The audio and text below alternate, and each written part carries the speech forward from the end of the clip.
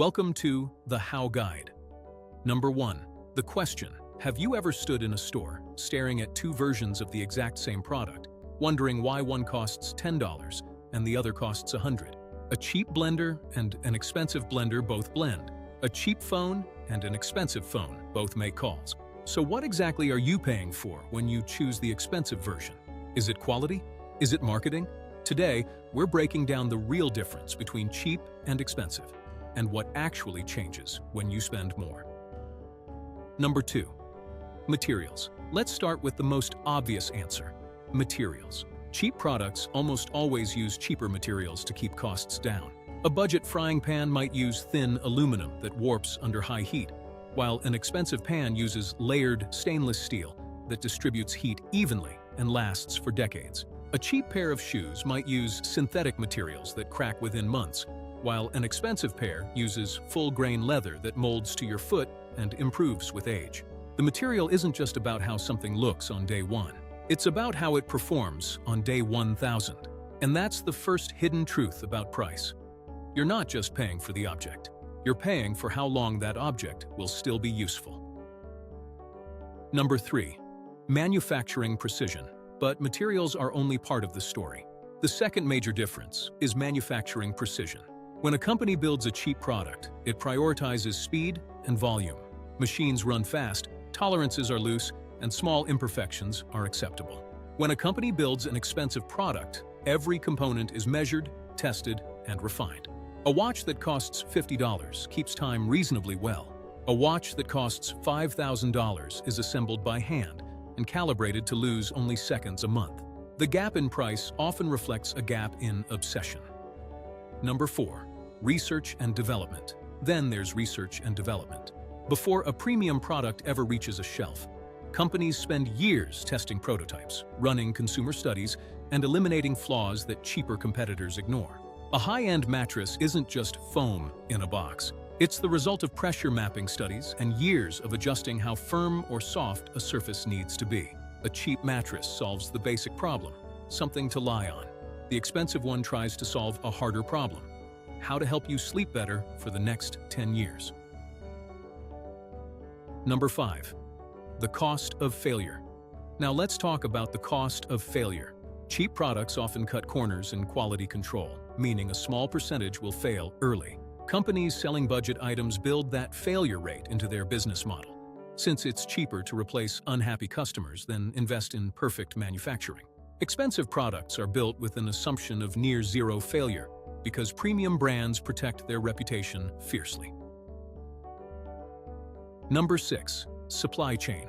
There's also a layer most people never think about: the supply chain. Cheap products are built through the fastest, most cost-efficient chain possible, with parts coming from whichever supplier bids lowest that month.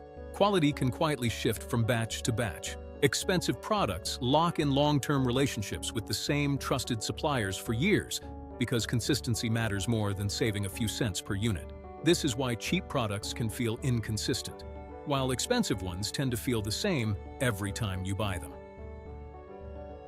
Number 7. Labor and craftsmanship. Labor plays a role too. Cheap products are frequently made in facilities that prioritize speed and low labor costs, with workers completing repetitive tasks quickly to hit volume targets. Expensive products, especially in categories like furniture and craftsmanship-based goods, often rely on skilled labor, people who've spent years mastering a specific technique. A hand-stitched leather bag takes hours of practiced skill. A machine-stitched version might take minutes. You're not just paying for the object. You're paying for the years of human skill behind it. Number 8. Packaging and experience. Packaging matters more than people expect too. Expensive products are often wrapped in packaging designed to feel like an experience. Thick cardboard, magnetic closures, printed notes. None of this changes performance, but it changes how you feel the moment you open it. Cheap products arrive in plain packaging because every extra cent spent on presentation cuts into margins. Part of what you pay for with expensive products isn't the product itself. It's the feeling of receiving something special. Number 9. Warranty and service. Warranty and customer service widen the gap further. Cheap products often come with limited or no warranty, since the business model assumes some units will fail. Expensive products usually include extended warranties and dedicated support. A washing machine that costs twice as much but comes with a 10-year warranty and free repairs might actually save you money over time compared to a cheap one you replace every few years. When you calculate cost per year of use rather than shelf price, expensive products sometimes turn out to be the cheaper option in disguise. Number 10. When expensive is just branding. But here's where things get interesting. Not everything expensive is actually better. Sometimes the price gap has nothing to do with materials or performance and everything to do with branding. A logo can add hundreds of dollars to the exact same product simply because it carries prestige.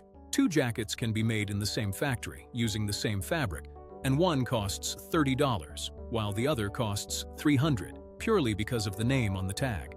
Price is not always a reliable indicator of quality. Sometimes it's an indicator of marketing budgets or exclusivity strategies, designed to make a product feel more desirable simply because fewer people can afford it. Number 11. The power of exclusivity. Exclusivity itself is a business strategy. Some brands intentionally limit production, not because they can't make more, but because scarcity increases perceived value. A limited edition sneaker isn't necessarily made from better materials. Its price comes almost entirely from the fact that only a small number exist. This helps you separate two questions. Is this actually a better product, or am I paying for the feeling of owning something rare? Number 12. Is it worth it?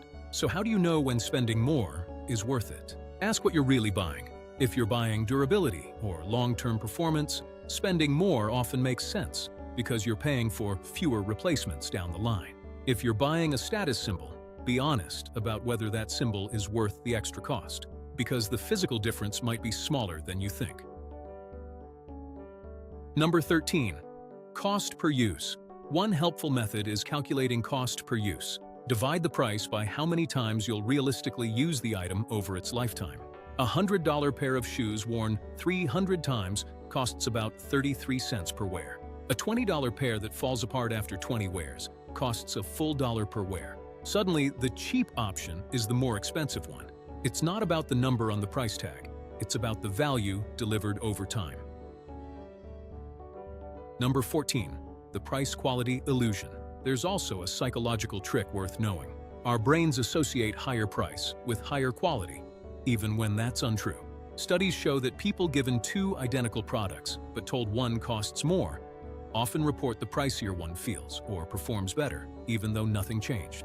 This is called the price-quality heuristic, and companies know it well. Sometimes raising a price isn't about improving the product at all. It's about improving your perception of it. Number 15. The middle tier trap. It's also worth mentioning the middle tier trap. Many companies deliberately create a very expensive top-tier product, not expecting most people to buy it, but so it makes the mid-range option look like a bargain by comparison. Once you notice this pattern, you'll spot it everywhere, from menus to electronics stores to dealerships. At the end of the day, cheap versus expensive isn't a simple story of bad versus good. It's a story of trade-offs. Cheap products trade long-term durability for short-term affordability. Expensive products trade upfront cost for long-term reliability and sometimes pure branding. The real skill isn't always choosing the most expensive option. It's learning to recognize which price differences reflect genuine value and which are just clever marketing. Once you understand that difference, you'll never look at a price tag the same way again. If this video helped you see prices in a new way, subscribe to the How Guide and share it with someone who needs to see this before their next big purchase. See you in the next one.